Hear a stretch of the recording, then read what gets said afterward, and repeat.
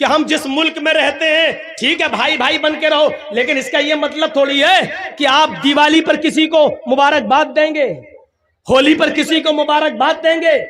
ٹھیک ہے تمہارا تہوار ہے تم کرو، ہمارا تہوار ہم کر رہے ہیں. لیکن ایک مسلمان ہو کر کسی غیر مسلم کو کہے کہ دیوالی مبارک ہو، ہیپی دیوالی، ہیپی ہولی، معاف کیجئے گا، اسی چیز کو ختم کرنے کے لیے تو محمد رسول اللہ صلی اللہ علیہ وسلم آئے، ورنہ یہ آفر تو نبی کو بھی دیا گیا تھا. 6 مہینے آپ ہمارے مذہب میں آ جائیے، 6 مہینے ہم آپ کے مذہب میں آ جاتے ہیں. کیا کہا تھا اللہ کے نبی صلی اللہ علیہ وسلم نے؟ قرآن کی آیت نازل ہوتی ہے، نہیں لکم دینکم ولی دین، تمہارے لیے تمہارا دین اور ہمارے لیے ہمارا دین. تم اپنے دین پر رہو، ہم اپنے دین پر رہیں. نہ تم ہمیں ہماری عید کی مبارکباد دو، نہ ہم تمہیں تمہاری دیوالی کی مبارکباد دیں گے. نہ تم ہمیں ہماری بقرعید پر مبارکباد دو، نہ ہم تمہیں تمہارے ہولی پر مبارکباد دیں گے. تم اپنا تہوار کرو، ہم اپنا تہوار کر رہے ہیں. یصبح الرجل مومنا ویمسی کافر، صبح دیکھو گے مومن ہوگا اور شام ہوتے ہوتے کافر ہو جائے گا. ہم اسلام کے اندر پورے کی پورے داخل نہیں ہیں. اب پھر کہو گے مولانا صاحب حرج کیا ہے، ہم ایک گاؤں میں رہتے ہیں، ہندو مسلم بھائی چارہ، اگر ہم نے دیوالی کی مبارکباد دے دی تو حرج کیا؟ پھر وہی مسئلہ ہے، جو قانون اسلام نے بنا دیا اس کو فالو کرنا ہے. یہ نہیں دیکھنا ہے کہ اس میں نقصان کیا ہے، اس میں فائدہ کیا ہے. ہماری سمجھ میں آئے یا نہ آئے، ہمیں اسی قانون کو ماننا ہے جو بنا دیا ہے جناب محمد رسول اللہ صلی اللہ علیہ وسلم نے. ٹریفک نیم جیسے لال بتی ہے، ہمیں رکنا ہے، چاہے گاڑی آ رہی ہو یا نہ آ رہی ہو، ہمیں رکنا ہے. جب تک ریڈ نہیں، گرین نہیں ہوگی ہم نہیں جا سکتے. جب تک شریعت کی اجازت نہیں ہوگی ہم نہیں جا سکتے، ہم نہیں کر سکتے. السلام علیکم دوستو، ہم آپ کے لیے لے کر آئے ہیں مولانا جرجس صاحب کا بیان. تو دوستو اس بیان کو پورا سنیں، انشاءاللہ ضرور فائدہ ہوگا. تو چلیے دوستو ہم آپ کو بیان کی طرف لے کر چلتے ہیں. نبی اکرم صلی اللہ علیہ وسلم نے فرمایا تھا یصبح الرجل مومنا ویمسی کافرا ویمسی مومنا یصبح کافرا. تم ایک آدمی کو دیکھو گے کہ وہ صبح جب اٹھے گا تو مومن ہوگا، لیکن شام ہونے سے پہلے پہلے وہ کافر ہو جائے گا. صبح اٹھو گے اس کو مومن پاؤ گے، شام ہونے سے پہلے پہلے وہ کافر ہو جائے گا. شام کو دیکھو گے وہ مومن ہوگا، صبح اٹھتے اٹھتے وہ کافر ہو جائے گا. صبح مومن ہوگا، فجر کی نماز پڑھے گا، قرآن کی تلاوت کرے گا، تم دیکھو گے کہ مومن ہوگا، اور شام ہوتے ہوتے وہ کافر ہو جائے گا. یہ منظر دیکھنا ہے تو آج کے زمانے میں دیکھ لو کہ ایک مسلمان صبح فجر کی نماز پڑھتا ہے، قرآن کی تلاوت کرتا ہے، اور پھر نیتا بننے کے چکر میں، چناؤ جیتنے کے چکر میں، غیر مسلموں کو خوش کرنے کے چکر میں وہ کسی مندر میں بھی چلا جاتا ہے اور ٹیکا بھی لگا لیتا ہے. شام ہونے سے پہلے پہلے اس کی انٹری کہیں اور ہو جاتی ہے. یہ منظر دیکھنا ہو تو آج کے زمانے میں تم دیکھ سکتے ہو. یہ کوئی جمہوریت کا مطلب یہ تھوڑی ہے. نبی اکرم صلی اللہ علیہ وسلم نے فرمایا تھا انسانیت کی مثال قائم کرو. اگر آپ کے پڑوس میں کوئی غیر مسلم ہے، بیمار ہے، آپ اپنی گاڑی میں اس کو لے جاؤ، اسپتال لے جاؤ. اگر آپ کا پڑوسی غیر مسلم ہے اور اس کا بلڈ گروپ آپ کے بلڈ گروپ سے مل رہا ہے اور اس کو ایک بوتل خون کی ضرورت ہے، آپ فوراً اس کو اپنے بلڈ کا ایک بوتل خون نکال کر آپ اس کو دیجئے. شریعت اس کی اجازت دیتی ہے. انسانیت جتنی ہو، مانوتا جتنی ہو دکھانی چاہیے، لیکن اس کا یہ مطلب نہیں ہے کہ ان کے تہواروں میں آپ شرکت کریں گے اور آپ کے تہواروں میں وہ ان کو آپ مبارکباد دیں گے. اس حد تک شریعت اجازت نہیں دیتی ہے. یا ایھا الذین آمنوا ادخلوا فی السلم کافہ، ایمانو والو تم اسلام کے اندر پورے کے پورے داخل ہو جاؤ. ہمیں اسلام کے اندر پورے کے پورے داخل ہونا ہے، ہمیں آدھا ادھورا نہیں. ہمارا اٹھنا، ہمارا بیٹھنا، ہمارا لیٹنا، ہمارا جاگنا، ہمارا کھانا، ہمارا پینا، ہمارا سونا سب اسلامی ہونا چاہیے۔ جب ہم صبح اٹھیں تو ہماری زبان سے اسلامی جملہ نکل رہا ہو، الحمدللہ الذی احیانا بعد ما اماتنا والیہ النشور۔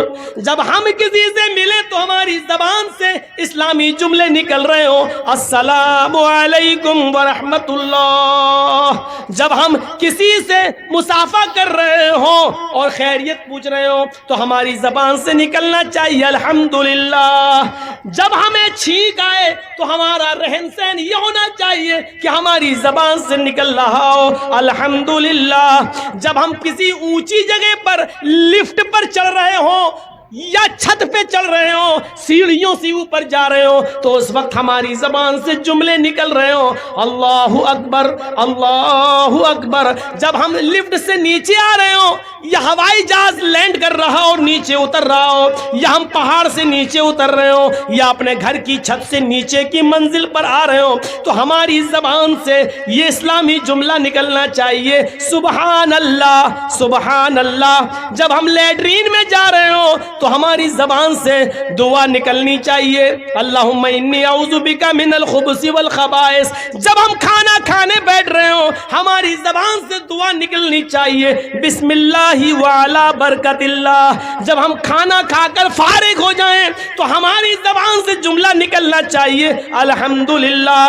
اللہ کی حمد و ثنا، مسجد میں جائیں تو اللہ کا نام لیا جائے، مسجد سے نکلیں تو اللہ کا نام لیا جائے، ماں باپ سے ملیں تو اللہ کا نام لیا جائے، گھر میں جائیں تو سلام کر کے جائیں، اپنے بچوں کو سلام کروانے کی عادت ڈالیں، اپنے بچوں کو اسلامی ماحول دیں، اپنی بیوی کو اسلامی ماحول دیں، اٹھنا بیٹھنا لیٹنا سونا جاگنا کھانا پینا سب اسلامی ہو۔ جب بستر پہ سونے جائیں تو دعا پڑھیں، اللہم باسمک اموت واحیا، ساتھ میں یہ دعا بھی پڑھ لو، 10 بار سبحان، 33 بار سبحان اللہ، 33 بار الحمدللہ، 34 بار اللہ اکبر۔ یہ دعا جو آدمی پڑھ کر سوتا ہے تو اللہ تعالیٰ ایک فرشتہ مسلط کر دیتا ہے، وہ اس کی حفاظت کرتا ہے رات بھر۔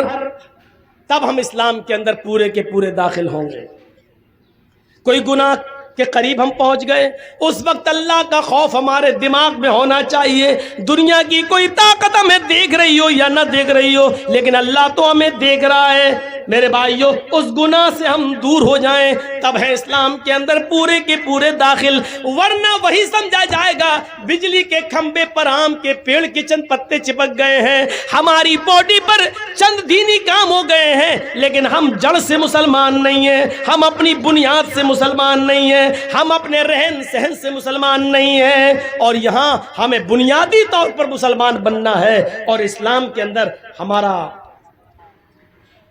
رہن سہن ایسا ہونا چاہیے، اسلام کے اندر ہم ایسے گھل جائیں، اسلام کے اندر ایسے داخل ہو جائیں۔ مثال دے رہا ہوں، ذرا سوچیے، پانی کا ایک گلاس ہے، جگ ہے ہمارے پاس، لوٹا پانی کا ایک جگ ہے، اور ایک پتھر ہے ہمارے ہاتھ میں۔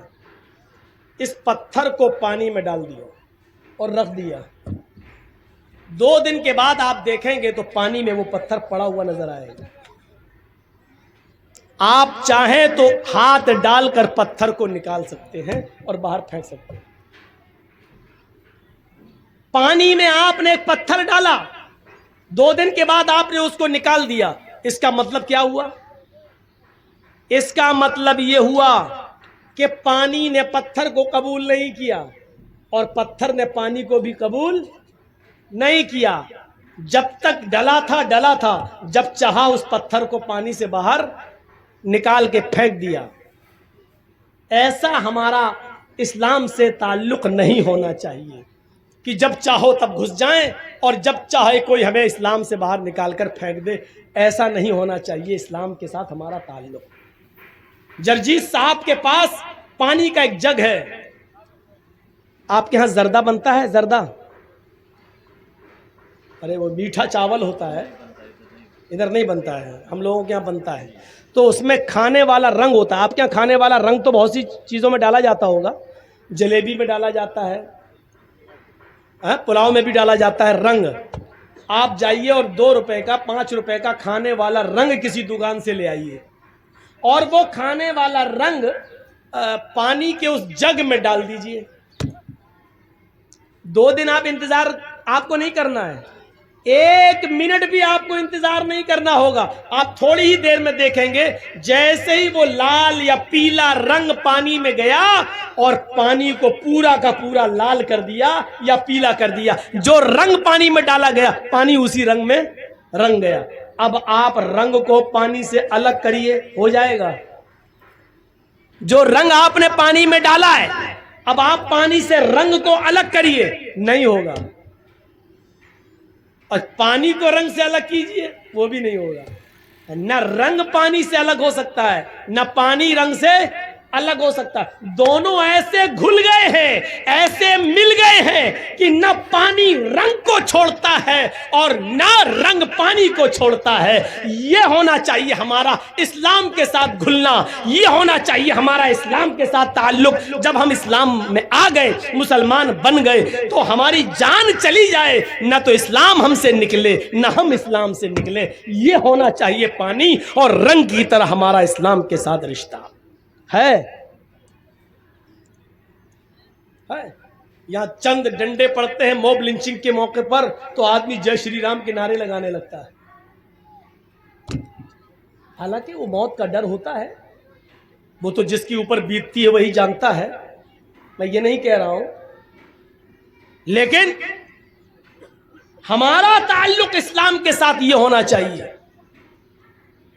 کہ ایسے ہم اسلام میں گھل جائیں اور اسلام ہم میں ایسے گھل جائے کہ ہم کو اسلام سے دور کیا جائے یا اسلام کو ہم سے دور کیا جائے تو نہ ہو. ہر حال میں ہم, اور اس کی جیتی جاگتی مثال ہے حضرت سمیہ کا وہ واقعہ جب ان کے دونوں پیر باندھ دیے گئے اور دونوں ہاتھ باندھ دیے گئے اور سمیہ سے کہا گیا, ایک نیزہ لایا گیا اور کہا سمیہ دیکھ, محمد کے رب کو چھوڑ دے, جن کو تو پہلے مانتی تھی انہی کو اپنا معبود مان لے. تو سمیہ نے کیا کہا, ہاشا و کلا, ہرگز نہیں.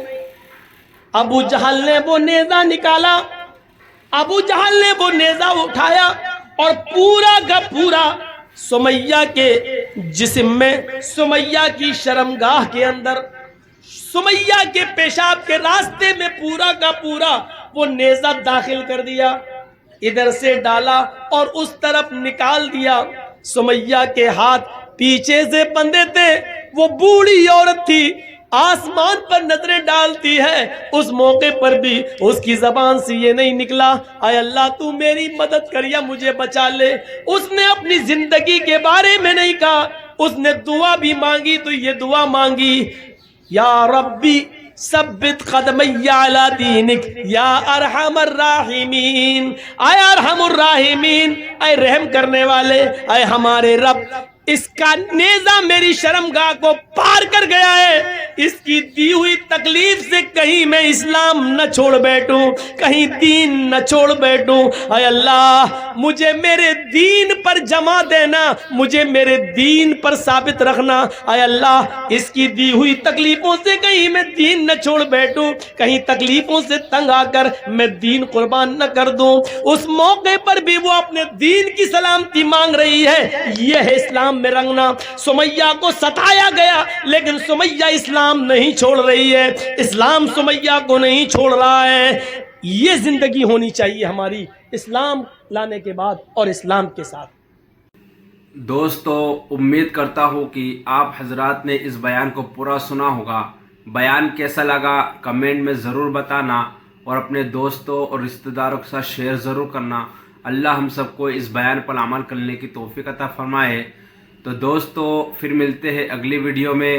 جب تک اپنا خیال رکھیے, ہمیں دعاؤں میں یاد رکھیے. السلام علیکم ورحمۃ اللہ.